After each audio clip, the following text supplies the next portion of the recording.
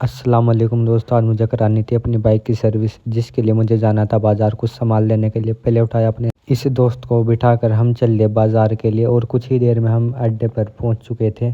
और फिर हम कुछ ही देर में दुकान पर पहुंच चुके थे। फिर इनसे लिया चेन सेट और मूवी ले और देकर इनको पैसे हम चल लिए दूसरे काम के लिए और बिल बना था 850 का। दूसरा काम ये था कि मुझे निकलवाने थे एटीएम से पैसे और बस स्टैंड से होकर हम सीधा आ गए थे एटीएम।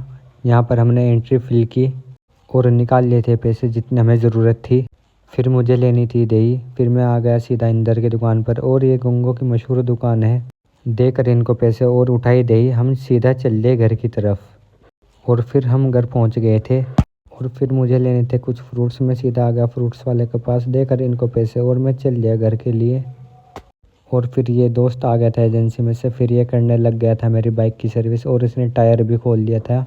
फिर इसने निकाली चेन प्लेट और ये खेल रहा था गरारी से।